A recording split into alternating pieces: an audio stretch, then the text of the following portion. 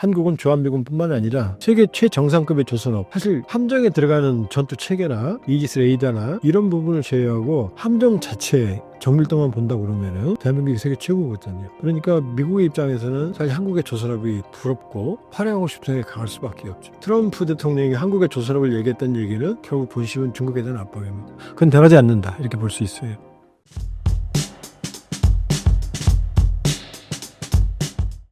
안녕하세요. 신사임당 시청자 여러분, 조한보입니다. 통일연구원 석자연구위원이고요. 북한전문 유튜브 대성광TV를 운영을 하고 있습니다. 트럼프가 방위비 분담금 인상 압박용으로 주한미군 감축 또는 철수 카드를 내밀 가능성에 대해 어떻게 보시나요? 트럼프 대통령의 특징은 거래 중심적 동맹관입니다. 그 동맹이라 하더라도 남는 장사여야 된다. 물론 동맹이라는 건 남기 위해서 하는 거죠. 그러나 그걸 노골적으로 협상해서 동맹을 압박하는 정책을 펴는 거고, 그리고 특히 이제 미국의 국방력이라는 것을 가지고 동맹을 보호하는 역할을 하거든요. 그러면 동맹은 또 미국이 원하는 동맹의 네트워킹을 통해서 미국의 국익의 상당 부분 증진을 해왔거든요. 근데 이제 트럼프 대통령은 전진 배치되어 있는 미군, 그러니까 미군의 주력은 해외 원정군입니다. 미 국내에 있는 주 방위군이나 본토보다는 사실은 해외 원정군이나 해군력이 사실은 좌우하거든요.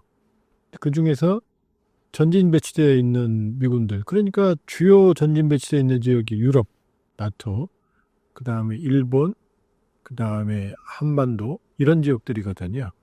그러니까 독일은 이미 트럼프 일기 때 철군을 압박을 한 적이 있고, 우리도 철군 카드를 꺼낸 적이 있죠. 그러니까 주한미군 주둔 분담금 을 더 달라. 그러니까 우리가 두 가지를 구별해야 되는데, 방위비 압박이 있고 주한미군, 그러니까 해외 미군 주둔 분담금 압박 두 가지가 있어요. 그러니까 예를 들면 나토 같은 경우는 원래 합의가 GDP 2%까지 국방비, 방위비를 이제 지출하게 돼 있는데, 사실은 1%를 지출하는 국가가 많았거든. 왜냐하면 냉전이 끝났으니까. 그리고 미국에 의지하니까 트럼프 대통령이 그걸 압박을 한 거죠. 방위비를 올려라. 방위비를. 그러나 우리는 2.5% 정도 내고 있거든요. 상당히 많이 내고 있죠. 분단 체제니까. 일본은 이미 1%였는데 2%대로 올리기로 이번 이시바 트럼프 이 정상회담에서 합의를 했습니다. 대한민국은 2.5%를 내고 있으니까 사실 방위비 압박은 할 수가 없었던 거죠. 충분히 내고 있었으니까. 그러면은 한국과 일본 같은 경우는, 일본은 방위비와 주둔 분담금 두 개가 다 있었죠. 근데 한국은 이제 방위비는 충분히 내고 있으니까, 국방비는. 그러니까 주한미군이 와서 주둔하고 있는 분담금, 주한미군이 와 있어 돈을 쓰니 그걸 좀 분담을 해라라는 게 분담금이거든요. 그 인상 압박을 하는 거죠. 그래서 많이 올려줬어요. 많이 올려줬어요. 그래서 2026년 기준으로 한 1조 6천억 정도를 내고 있거든요. 내게 돼 있습니다. 근데 이제 트럼프 대통령이 갑자기 100억 달러까지 올려라라고, 아직 공식 압박은 아니지만 언급을 한 적이 있거든요. 그러면 1조 6천억에 거의 8배, 9배거든요. 지금 그게 우리 숙제로 남아있는 상황에서 이제 분명히 이 주한미군 주둔 분담금 인상 압박의 카드가 분명히 들어올 거예요. 들어오면, 그러면 이제 협상이 새로 시작돼야 되죠. 물론 바이든 정부 타결했지만, 그러나 트럼프 행정부가 다시 할 수 있거든요. 그렇게 되면 이제 인상 압박이 있을 거고, 100억 달러는 아니더라도 상당 부분 대폭 증액을 요구할 거다. 그리고 만일에 여기서 협상에서 본인들이 유리하다고 판단하지 않으면 철군 카드, 완전 철군은 어렵죠. 축소라든지 마지노선 철군까지도 카드를 꺼낼 가능성은 있다, 이렇게 볼 수가 있고. 그러나 지금 미국 의회에서 공화당, 민주당 모두 주한미군을 현 수준을 유지하라 라고 하는 의회의 결의안이 있어요. 그러니까 주한미군을 철수하게 되면 여러 가지 행정적인 절차가 필요하고 비용이 발생을 하는데, 그 부분을 의회가 못 거둘 수 있는 장치를 만들어 놨어요. 그러니까 트럼프 대통령이 철군 혹은 감축을 주한미군을 시킨다고 하더라도 일방적으로 결정을 못한다. 그러나 여러 가지 동맹을 가리지 않는, 그러니까 동맹인 덴마크의 그린란드 영을 넘보거나 캐나다, 동맹인 캐나다를 주에 편입시킨다고 하는 정도의 압박을 할 정도면 우리도 트럼프 대통령의 주한미군 카드, 활용할 카드에 대해 대비를 해야 된다 이렇게 볼 수 있어요. 주한미군과 한미동맹의 전략적 중요성은 어떻게 평가하시나요? 한미동맹의 탄생의 배경은 6.25입니다. 6.25가 발발하면서 북한의 남침, 소련의 지원, 중공의 참전, 이걸로 인해서 냉전 체제의 한반도의 전략적 중요성이 아주 컸고, 그러니까 자유민주주의 진영과 공산주의 진영의 최전선이 한반도였거든요. 그러니까 여기에 주한미군, 유엔군이 파견이 됐었고, 유엔군이 모두 철수한 뒤에도 유엔군 사령부는 남고 주한미군은 그대로 남아있거든요. 그러니까 지금 보면 주한미군 사령관이 모자가 3개입니다. 하나는 주한미군 사령관 모자, 물론 별 4개 대장이에요. 그 다음에 유엔군 사령관 모자, 그 다음에 한미연합사 사령관 모자, 이 3개를 쓰고 있거든요. 이게 주한미군이 위상이 얼마나 강한지 알겠죠. 그런데 냉전 체제가 붕괴하면서 상황이 바뀌었어요. 그러니까 6.25가 터지고 북한을 막기 위해서 한미동맹이 탄생한 거거든요. 그러면 한미동맹의 목적은 뭐냐? 주적은 북한입니다. 그 다음에 한미동맹의 군사적 범위는 어디냐? 한반도예요. 한반도. 그런데 이게 냉전의 해체로 상황이 바뀌었어요. 그러니까 냉전이 무너지면서 이 한반도는 자유민주주의, 자본주의 진영과 공산주의 진영의 최전선이 아닌 게 됐죠, 이제. 그러면서 또 하나는 대한민국의 국력이 비약적으로 발전하면서 국방력이 과거와는 다르게 지금 세계 국방력 5위, 6위 왔다 갔다 하거든요. 행복이 없어서. 그렇게 보면 미국의 입장에서는 한반도의 전략적 중요성이 달라지기 시작했어요. 그러니까 중국, 소련 그 앞 전초병으로서 북한 이 개념이 이제 바뀐 거죠. 소련 체제는 무너졌죠. 공산주의권은. 그러니까 자본주의와 공산주의, 자유민주주의와 공산주의의 어떤 대결 구도가 아닌 게 되어버린 거죠, 이제. 그리고 한반도의 방해 역량은 과거에 비해서 비약적으로 커졌죠. 그러다 보니까 미국에 있어서 이제 전략적인 타겟, 목표가 바뀌기 시작을 했습니다. 그게 언제냐? 바로 오바마 정부 때부터예요. 그러니까 냉전이 붕괴되니까 유럽의 미국의 외교안보 공간 중에서 제일 중요한 점은 제일 위는 변할 수 없는 부동의 위치는 유럽입니다. 두 번째 위치는 어디냐? 중동이에요. 이스라엘, 그 다음에 석유. 한반도는 3번째입니다. 중요성이. 그러니까 제일 많은 해외 원정군이 유럽에 가 있었죠. 그리고 중동은 걸프전 2차례 테러와의 전쟁 항상 열점지대였죠. 근데 이 그림이 바뀌기 시작했어요. 뭐냐면 냉전 체제가 무너지고 소련 체제가 무너지고 동유럽, 소련 동유럽, 체코, 폴란드, 헝가리, 불가리아, 루마니아 이런 동유럽 지형이 모두 나토에 편입이 됐습니다. 근데 적이 아니라 동지가 되어버린 거죠. 그 다음에 리투아니아, 에스토니아, 라트비아 이 소련의 연방이었던 국가들도 나토에 가입이 돼 있어요. 그러니까 유럽을 전면 침공할 수 있는 러시아, 구소련의 위협은 사라진 겁니다. 지금 전쟁도 우크라이나하고 러시아잖아요. 유럽이 아니에요, 사실은. 그러면 미국의 입장에서는 유럽의 많은 미군들을 조준시킬 필요가 없게 된 거죠. 여기 빠져야 되는 거죠. 그 다음에 중동의 위상이 약화됐어요. 시에일가스로 인해서 미국이 석유를 수입하던 국가에서 수출하는 국가로 변했거든요. 기본적으로는. 약간의 차이는 있지만. 그러면서 중동에서도 발을 빼죠. 아프가니스탄 철군. 그 다음에 중동에서 모두 철군하기 시작합니다. 병력을 빼기 시작합니다. 과거에 비해서 현저하게 병력이 줄어 있어요, 지금. 그러면 이제 어디가 더 중요해지느냐? 바로 중국이죠. 그러니까 오바마 정부 때 전략이 뭐냐? 피보트 에이시아, 아시아 중시 정책, 아시아로 돌아간다. 아시아 회귀 전략. 누굴 잡으려고? 중국이죠. 그래서 오바마 정부 때 내세웠던 전략이 뭐냐? 리밸런싱. 뭐냐면 해외에 있던 원정군을 재균형, 유럽과 중동에서 병력을 빼서 아시아에 재배치하는 전략으로 바뀐 거예요. 이게 피부터 아시아입니다. 에이시아요. 근데 이거 트럼프 정부 때는 뭘로 바뀌느냐? 아시아가 이제 인도퍼시픽, 인도태평양으로 더 공간이 확장이 돼요. 아시아가 태평양 전역으로 인도양으로. 왜? 인도는 중국과 연소거든. 그러니까 중국을 막아주거든요. 그러니까 인도와 이제 인도양과 태평양을 연결하는 중국 포위 전략으로 바뀐 게 바로 트럼프 정부예요. 그 트럼프 정부 때 인도 태평양 전략이 처음으로 나타납니다. 그러니까 이 트럼프 일기가 끝나고 바이든 정부가 집권을 했지만 바이든 정부가 모든 트럼프 정책에 X표를 놨거든요. 근데 딱 하나만 동그라미 표를 놨어요. 인도 태평양 전략. 그건 그대로 가져왔습니다. 더 강화했어요. 쿼드, IPF, 민주주의 세계 정상. 이게 다 중국을 대상으로 하는 거거든요.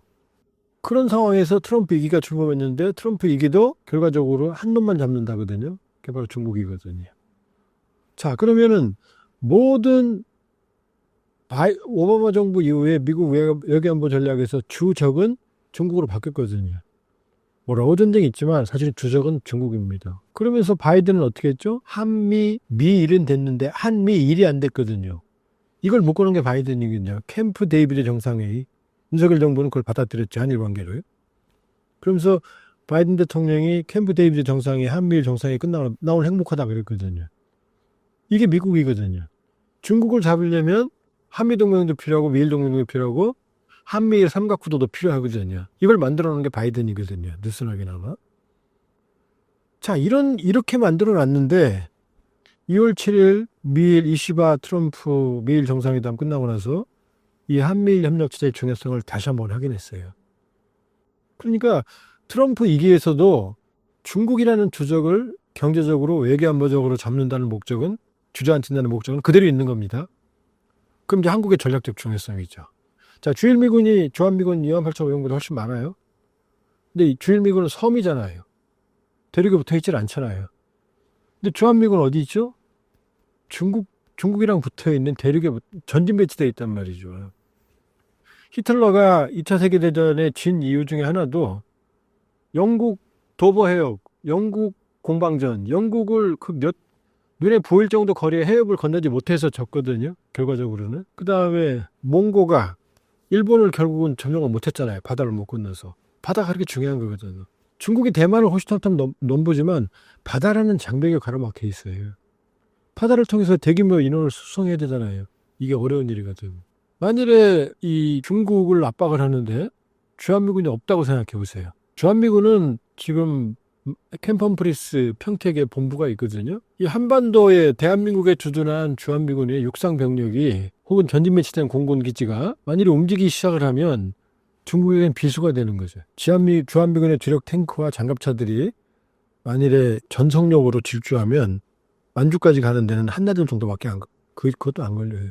그러면 사실은 이 세상이 탈냉전 이후에 외교안보 전쟁 환경이 구조적으로 바뀐 거예요. 그러니까 주한미군은 중국만 타겟을 하는 게 아니고 그러니까 주한미군은 북한만 타겟을 하는 게 아니고 사실 잠재적으로 중국에 대한 억지력이 되는 거예요. 그러니까 평택은 뭐죠? 항구잖아요. 이동성이 아주 강화된 지역이에요. 언제든지. 그러니까 주한미군의 전략적 유연성을 강화한 게 사실은 평택 캠퍼브루스 기지의 구축이거든요. 이렇게 보면 주한미군은 오로지 북한만을 위해서 있는 게 아니다. 이미 탈냉전 이후 중국에 대한 압박 정책에 있어서 주한미군은 비서와 같은 존재다. 그러니까 사드 성주 배치 때 중국이 그렇게까지 날뛰었던 이유는 뭐냐, 반발했던 이유는 뭐냐, 바로 중국에 대한 압박이거든요. 그러니까 미국의 입장에서는 주한미군은 아주 소중한 입장이죠. 주한미군이 있는 미국과 주한미군이 없는 미국은 중국과의 경쟁에서 하늘과 땅 차이거든요. 전략적 균형에서. 이렇게 본다 그러면은 우리 입장에서는 주한미군이 절적으로 필요하죠. 확장 억제 포함해서 우리가 가지지 못한 모든 감시, 정찰 능력부터 시작해서 절대적으로 대한민국 안보에 기여하는 게 주한미군이거든요. 그러나 역설적으로 미국에게도 주한미군은 아주 중요하다. 특히 중국과의 경쟁에 있어서 또 잠재적으로 러시아도 견제할 수 있거든요. 그런데 이걸 만일에 철수시킨다? 그러니까 의회가 막죠. 그러니까 이건 단순한 거래의 문제가 아니다. 따라서 주한미군은 한국 방위에도, 미국의 방위에도, 한국의 외교안보에도, 미국의 외교안보에도 지금 아주 중요한 역할을 하고 있는 거예요. 그러니까 트럼프 대통령이 압박 카드를 쓸 수 있을지언정 실제 철수하거나 대폭 감축하는 건 쉬운 일이 아니다. 또 그래서 안 된다. 그건 단기적인 이익만 보는 거다. 이렇게 볼 수 있어요. 트럼프가 당선 직후 한국 조선업이 필요하다고 언급하였는데 이 언급 또한 같은 맥락인 건가요? 미국의 군사력은 사실은 해군력이에요. 전쟁 영화 보면 항상 제일 먼저 분쟁이 일어나면 뭐가 뜨죠? 바다에? 항공모함이 뜨거든요. 그 항공모함 전단이거든요. 그러니까 미국은 압도적인 해군력으로 세계의 외교 안보의 절대 강자로서 위상을 정립해 왔거든요. 그런데 중국이 미국의 해상 패권에 도전을 하기 위해서 급속하게 해군력을 증강을 시켰습니다. 미국의 전력이 해상 전력이기 때문에 중국의 전력도 해상에서 미국의 전력을 봉쇄하는 게 기본적인 전략이거든요. 그게 A2AD 전략이에요. 안티 억세스, 반접근, 에어리어 디나이얼, 지역 거부. 그러니까 접근하지 못하게 하고 중국 본토에서 원거리 해상에서 미 해군력을 괴멸시키겠다는 게 A2AD 전략이거든요. 모든 게 여기에 지금 집중되어 있어요. 그리고 여기 핵심이 뭐냐? 해군력 건설이에요. 중국은 급속히 발전하는 해군력에 비해서 미국의 해군력 발전은 속도가 더뎌요, 지금. 질적인 측면에서는 미국이 겨우 버티고 있지만 양적인 측면에서는 함정 척수면에서는 이미 중국이 미국을 앞섰어요. 중국의 조선업은 급속히 발전하고 있지만 미국의 조선업은 정체되어 있거든요. 오히려 쇠퇴하고 있거든요. 이런 상황에서 양적인 측면에서의 함정 척수의 균형이 깨지기 시작하니까 미국은 초조하기 시작해진 거고, 이 상황에서 한국이 세계 최고의 조선력을 가졌다는 데 주목한 거죠. 중국은 양적인 측면에서의 조선 능력은 있지만 질적인 면에서는 한국에 못 따라오거든요. 그러니까 트럼프 눈에 봐서는 한국의 조선업은 아주 매력적인 거죠. 이 한국의 조선업을 미국의 전략에게 유리하게 활용할 수 있다면 트럼프 입장에서는 아주 매력적인 거죠. 그러니까 한국의 조선업을 콕 집어 얘기한 거죠. 거꾸로 한국의 조선업에 주목을 했다는 얘기는 결국 중국과의 해상 분쟁의 가능성, 이 가능성에 대해서 미국이 대비하고 있다. 그렇게 봤을 때 한국은 주한미군뿐만 아니라 세계 최정상급의 조선업에 사실 함정에 들어가는 전투 체계나 이지스 레이더나 이런 부분을 제외하고 함정 자체 정밀도만 본다고 그러면은 대한민국이 세계 최고거든요. 그러니까 미국의 입장에서는 사실 한국의 조선업이 부럽고 활용하고 싶은 생각이 강할 수밖에 없죠. 그러나 어느 경우를 보든 트럼프 대통령이 한국의 조선업을 얘기했던 얘기는 결국 본심은 중국에 대한 압박입니다. 그건 변하지 않는다. 이렇게 볼 수 있어요. 현재와 같은 불확실성의 시대에서 한국이 나아가야 할 길은 무엇인가요? 불확실성의 시대에서는 확실한 동맹이 필요합니다. 그런 면에서는 미국은 아직도 상대적인 이 국력은 줄어들고 있지만 아직도 절대 강자입니다. 전 세계 GDP의 거의 4분의 1을 차지하고 있거든요. 이 불확실성의 시대에 한미동맹이 있다라는 건 우리에게는 아주 중요한 자산이에요. 그러니까 미국과 대한민국은 한미동맹은 과거에도 중요했고 또 그 한미동맹을 기반으로 대한민국이 발전할 수 있었어요. 그건 부정할 수 없는 사실입니다. 친미든 반미든. 지금도 한미동맹은 양쪽에게 필요합니다. 그리고 향후 미래에도 한미동맹은 상당 기간 동안 서로에게 유용해요. 그러나 동맹은 영원하지 않아요. 동맹은 서로가 필요할 때, 절실할 때 동맹을 맺는 거지만 효용성이 끝나면 미래는 없이 깨지는 게 동맹이에요. 삼국지라는 책이 그걸 잘 말해주고 있어요. 거기서 조조라는 강자, 절대 강자에 대항해서 손권과 유비가 어떻게 하죠? 손을 잡고 싸우죠. 적벽대전에서. 그렇죠? 그럼으로써 이제 위초고 삼국이라는 이 새 그림이 그려지는 거거든요. 비로소. 그러나 결과적으로는 그 이후에 어떻게 되죠? 유비와 손권은 죽을 때까지 서로 싸우잖아요. 동맹이 그런 거거든요. 동맹은 언젠가 깨진다. 그러나 지금은 아니다. 앞으로 상당한 기간 동안도 아니다. 그러니 한미동맹은 중요하고 한미동맹에 기반해서 대한민국의 국익을 이 불확실성 시대에 대한민국 국익 중심의 외교안보 전략을 우리가 추구해야 된다. 그게 바로 뭐냐? 코리아 이니셔티브다. 코리아 이니셔티브. 그리고 우리가 또 하나 이제 우물안 개구리에서 벗어나야 된다. 인도태평양 전략을 처음으로 고안한 건 사실은 트럼프가 아니에요. 아베입니다. 일본이 인도태평양 전략을 제안을 했고 그걸 트럼프가 받은 거예요, 사실은. 그러니까 일본판 세계 전략이 인도태평양 전략이거든요. 대한민국은 항상 북한을 보니까 북한의 프리즘으로 세계를 봤거든요. 북한 핵 문제로 모든 게 외교안보 전략에 북한 핵 문제, 북한. 그러나 이미 대한민국은 이제 몸집이 커졌다. 세계 10위의 경제력, 세계 5위의 국방력, 세계 최정상의 문화력, 한류. 그렇다면 이제 글로벌 국가로서 세계적인 시야를 갖춰야 된다. 북한 프리즘으로 세계를 보는 게 아니라 세계 국가로서, 글로벌 국가로서의 대한민국의 위상의 입장에서 북한 문제를 풀고 북핵 문제를 풀고 평화 통일을 견인해 나가는 시야를 가져야 되거든요. 그러니까 이제 좀 더 시야를 넓히고 우리 세계 국가로서 대한민국의 세계 전략, 여기에 안보, 그다음에 경제 발전, 통일 이런 걸 녹일 수 있는 이제 한국형 세계 전략을 가져야 된다. 그러나 어느 경우든 한국 국익중심의 코리아 이니셔티브, 이게 우리가 나아갈 길이다 이렇게 볼 수 있어요. 최근 공개된 생포된 북한군 영상은 어떤 내용인가요? 여러 가지 맥락에서 봐서는 생포된 두 사람은 이제 20살 사병, 그 다음에 26살 장교로 추정이 되거든요. 여러 가지 상황을 봤을 때는 사실에 부합하는 것으로 보여집니다. 보여지고. 그리고 이제 중요한 건 확실하게 북한군, 인민군 파병이 이제 확인이 된 거죠. 그러나 아직까지는 정보가 좀 제한돼 있거든요. 그래서 좀 더 자세한 정보들이 나와야 되지만 확실한 건 이제 물증이 생겼다라는 거고, 그리고 두 사람의 여러 가지 증언으로 봤을 때 정확한 상황 파악을 못한 상태에서 전선에 투입이 됐고, 그리고 여러 가지 면에서 준비가 거의 되어 있지 않은 상태에서 전투에 투입이 됐다는 게 확인이 됐고, 그런 면에서 본다 그러면은 북한으로서는 이 포로 상당한 이제 아킬레스건이 될 거고, 그러나 지금 추가적인 포로가 지금 발생을 안 하고 있거든요. 그렇게 보면 지금 이 포로 문제에 대해서 러시아나 북한이 각별히 신경을 쓰고 있다. 왜냐하면 11,000명에서 12,000명이 파병이 됐고 10월 상순부터 전투에 투입이 됐다면 더 많은 포로가 확보가 돼야 되거든요.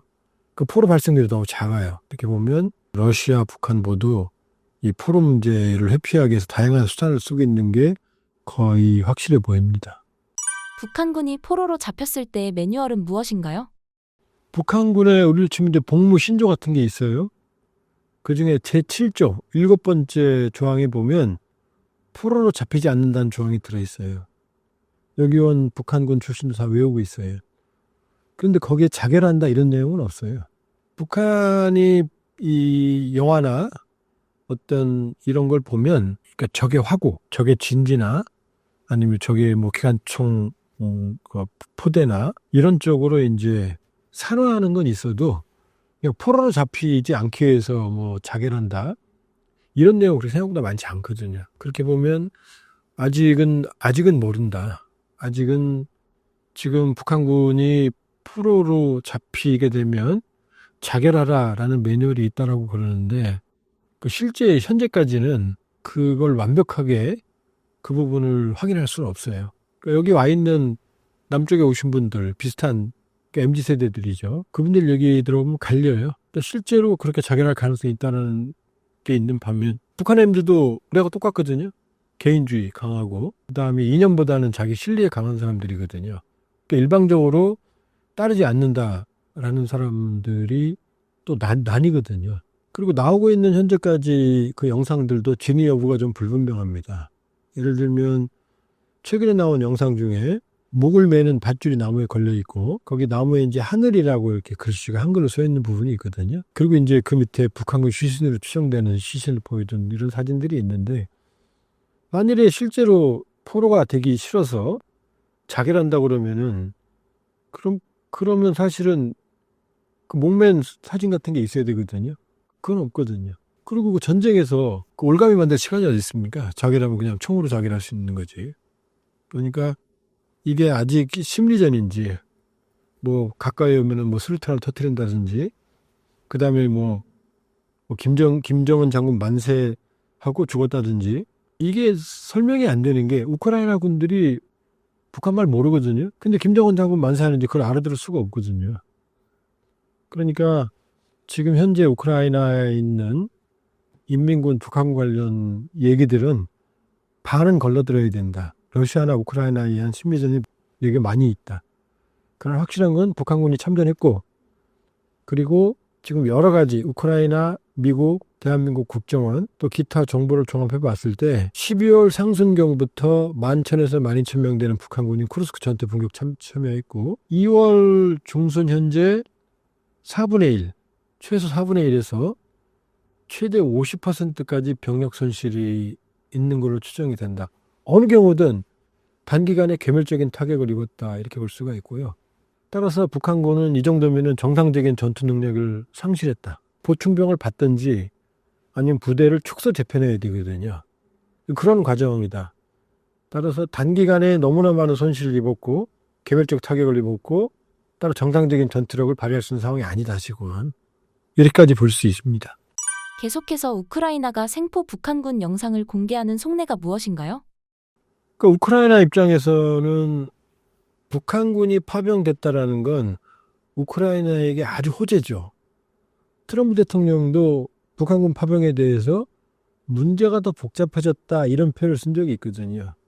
그리고 진위 여부는 확인이 안 됐지만 트럼프 대통령이 푸틴과 협상에서 북한군을 후퇴시키지 않으면 협상이 없다라고 그래서 북한군이 후퇴했다는 보도까지 나왔거든요. 물론 뭐 진위 여부는 확인이 안 돼요. 그랬을 가능성은 높지 않아요. 어쨌든 북한군 파병이라고 하는 건 이미 세계적인 이슈로 등장을 하고 있거든요. 그러니까 우크라이나 입장에서는 호재죠. 왜냐하면 북한군 파병으로 압박은 받지만 러시아가 북한군을 받아들였기 때문에 그만큼 러시아가 다급하다는 걸 이제 들킨 거고, 두 번째는 러시아가 북한군까지 받아들였으니 우크라이나도 외국군 병력을 받아야 되고 더 많은 지원을 받아야 된다라는 이런 논리가 성립이 되거든요. 그러니까 젤렌스키 대통령 본인 입에서도 계속 북한군 얘기가 계속 끊임없이 나오거든요. 그러니까 우크라이나는 우크라이나에 대한 러우 전쟁 지원의 확대를 위해서 다양한 방식으로 북한군 파병을 활용을 하고 있다. 이렇게 볼 수가 있어요. 그러니까 가끔 가다 보면 이 상충하는 얘기들이 많이 나와요. 뭐냐면 북한군이 전투력이 형편없다. 이렇게 말했다가 또 한 일주일 뒤에서 아니다. 전투력이 강하다. 왜냐 북한군의 사기 저하를 위해서는 전투력이 약하다고 해야 되는데 전투력이 약하면 뭐 어떤 문제가 발생하죠? 별거 아니네 그럴 거 아니에요. 북한군이 강하다고 그래야 지원을 더 받을 거 아니에요. 강하다고 그러는 거죠. 또 북한군이 철수했다, 2주 동안 안 보였다 그런 보도도 있었거든요. 근데 그 2주 동안 우크라이나는 거의 매일이다시피 북한군 관련 소식을 얘기했거든요. 사세는 어쩌저쩌요. 그럼 철수했는데 어떻게 그런 얘기가 어떻게 나옵니까? 또 2주 뒤에는 철수한 게 아니라 아직도 전투에 참여하고 있다. 이 말이 자꾸 바뀌거든요. 물론 우크라이나를 이해해야 되죠. 전시 중이니까 여러 가지 친미전을 활용할 필요성이 있죠. 그렇기 때문에 우크라이나는 북한군 파병을 러우 전쟁에 본인들에게 유리한 방식으로 최대 활용을 하고 있고 심리전에 적극 활용하고 있다. 이렇게 볼 수 있어요. 그러니까 우크라이나발 북한군 얘기는 좀 신중하게 들어야 된다. 그리고 러시아도 역시 마찬가지다. 관련된 소식은 이렇게 볼 수 있고, 그러나 아직도 중요한 건 북한과 러시아 당국은 북한군의 러우 전쟁 파병을 공식으로 인정을 안 하고 있어요. 이건 아킬레스건이죠. 그러니까 이걸 끄집어내면 낼수록 우크라이나 입장에서는 유리한 환경이 조성이 되고 러시아와 북한을 코너에 몰 수 있는 거죠. 그러니까 끊임없이 우크라이나 군당국 젤렌스키 대통령 본인 자신도 북한군 얘기를 계속 끄집어내는 거죠. 향후에도 그럴 겁니다. 북한으로 돌아갈 것인가 라는 질문에 여기 우크라이나 사람 좋은가요? 여기에 살고 싶다 등의 반응을 보였는데 그 의미가 무엇인가요? 그 영상을 자세히 보면 내가 여기서 적극적으로 살겠다 이게 아닙니다. 나를 여기 살게 해줄 건가? 집으로 보내주나? 살게 해준다면 그러면 살게 이거지. 소극적인 토항 의사지 적극적으로 난 여기 살까 이건 아니거든요. 그러니까 포로로 잡혔고 심리적으로 위축이 돼 있고 상황을 알아가는 중이니까 그러니까 이제 여기 산다 이런 거죠. 현재까지는. 근데 사실은 우크라이나가 조금 조심스러웠으면 하는 부분이 전쟁 포로거든요. 전쟁 포로의 신문 사실을 공개하게 되면 지금 만일에 나 여기서 살 수 있나라고 말하는 그 친구 같은 경우 전쟁포로 교환에 의해서 집으로 돌아가게 되면 이 영상이 다 공개됐잖아요. 그럼 처벌을 받게 되죠. 그러니까 전쟁포로의 얼굴과 신문 과정을 공개하는 건 사실 인권 침해의 소지가 상당히 커요. 그 포로 보호가 안 되는 거죠. 물론 우크라이나 입장에서는 북한군 파병에 대해서 설랑설레가 있고 지금도 아직도 보면 뭐 인터넷 같은 데 보면 댓글 같은 거 보면은 북한군 파병 사실을 안 믿는 사람들이 있어요. 그러니까 이런 상황에서 우크라이나 입장에서는 북한군 파병을 확인하는 증거로서 포로를 활용하고 싶겠죠.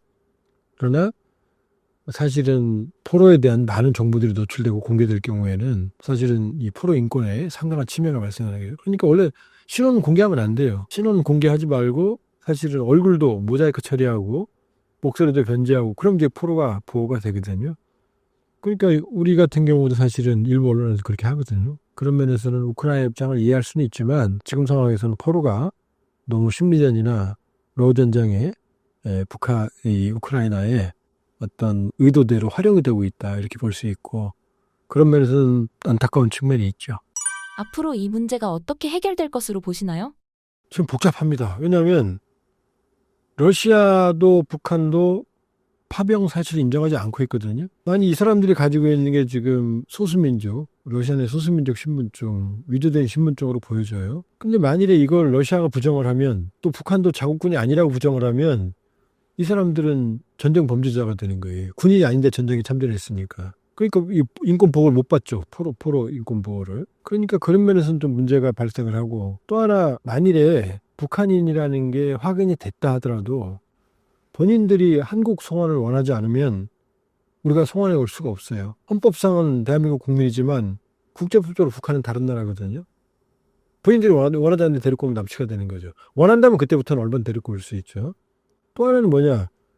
우크라이나가 전쟁 포로로서 우크라이나 군과 교환한다고 그랬거든요. 포로 교환은 매우 중요해요. 어떤 사기나 아니면은 자국민 보호.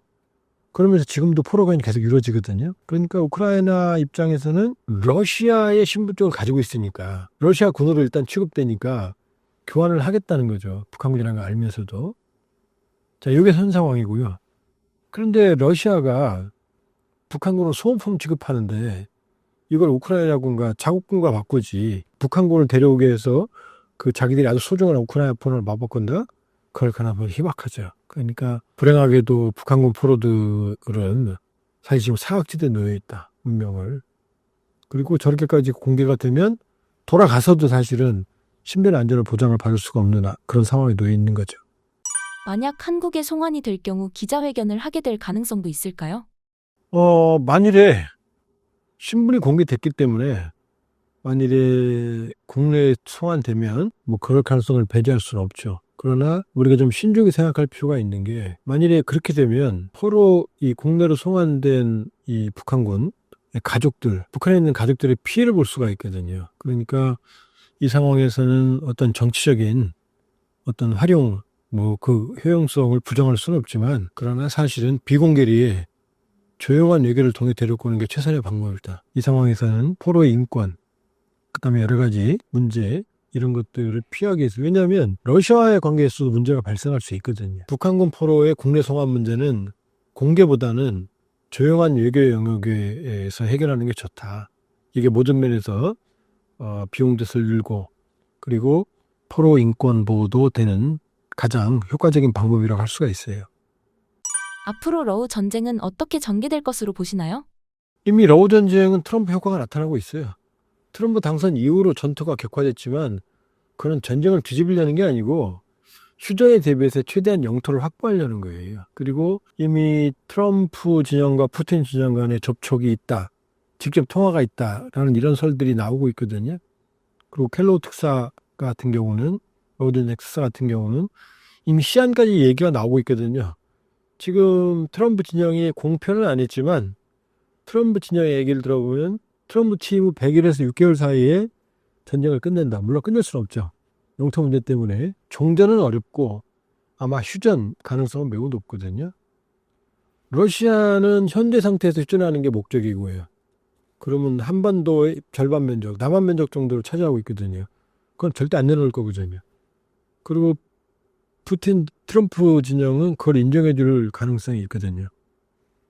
그럼 푸틴은 사실 전쟁에 이긴 거거든요. 그렇게 보면 푸틴은 지금 전쟁 피로감이 러시아 국민들이 높아진 상황에서 이 상태에서 우크라이나 영토를 점령한 상태에서 휴전하면 제일 좋아하는 시나리오고. 다만 이제 쿠르스크가 문제죠. 러시아 영토 뺏긴 거. 우크라이나 입장에서도 어려워요.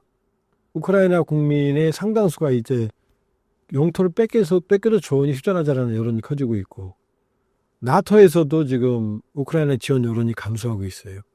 미국은 이미 러우 전쟁 끝내겠다는 트럼프를 찍었잖아요, 지금 미국 여론이. 그러니까 큰 흐름은 이미 휴전 모드로 가고 있다. 그러나 휴전에 대한 내용이 좀 복잡하기 때문에 영토를 어떻게 할 거며, 나토 가입은 어떻게 할 거며, 우크라이나에 대한 보호는 어떻게 할 거며, 재건은 어떻게 할 거며, 또 안전보장은 어떻게 할 거며, 또 나토군 평화의 파견, 이런 문제가 복잡하기 때문에 협상으로 들어간다고 하더라도 실제 휴전 타결까지는 시간이 많이 걸릴 거예요.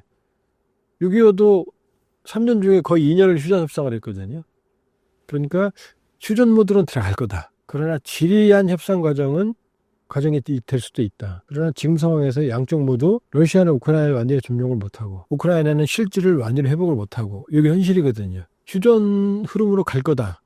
종전은 아닌. 그러니까 한반도형 정전체제 가능성이 매우 높고 그 흐름으로 갈 거다. 문제는 시기다. 빠른 휴전이냐, 트럼프발 강제 휴전이죠. 왜냐하면 트럼프는 카드가 있거든요. 푸틴에게는 영토 인정해주고 지금 점령한, 우크라이나한테는 무기 공급을 중단하면 끝나거든요. 전쟁할 수가 없거든요. 푸틴은 가만히 있게 하고. 그러니까 휴전으로는 가긴 갈 거다. 다만 협상안이 얼마나 빨리 도출되는지 그게 관건이고, 그 사이의 전투는 산발적으로 격화될 가능성이 있다. 왜냐, 영토를 확보해야 되니까. 특히 러시아 입장에서는 쿠르스크를 회복해야 되니까. 우크라이나 영토를 아무리 많이 뺏어도 러시아 영토 쿠르스크를 뺏긴 상태에서 휴전은 푸틴에게 상처거든요. 또 젤렌스키는 쿠르스크를 반드시 가지고 있어야만 이 상징성을 확보할 수 있으니까 절대로 안 뺏기려고 할 거거든요. 그러니까 좁은 지역, 전체 전쟁 면적의 100분의 1도 안 되는 지역에서 가장 치열한 전투가 벌어지고 있고, 지금 북한군이 여기가 있는 거예요. 이 남부 거대한 지역이 아니라. 따라서 향후에 휴전이 만일에 조기에 성사되면 북한군의 대규모 추가 희생이나 추가적인 괴멸은 없겠지만, 그런 휴전 협상이 길어지면 러시아가 더 많은 병력을 파견을 요구할 거고, 김정은 정권도 체면을 유지하기 위해서 더 많은 병력을 보낼 거고, 가능성이 있고, 그러면 더 많은 인민군의 희생이 괴멸적인 타격을 받을 가능성이 있고, 그러니까 휴전 시기 여부에 따라서 인민군의 추가 파병, 인민군의 추가 손실, 이런 게 모두 달려있다 이렇게 볼 수 있어요.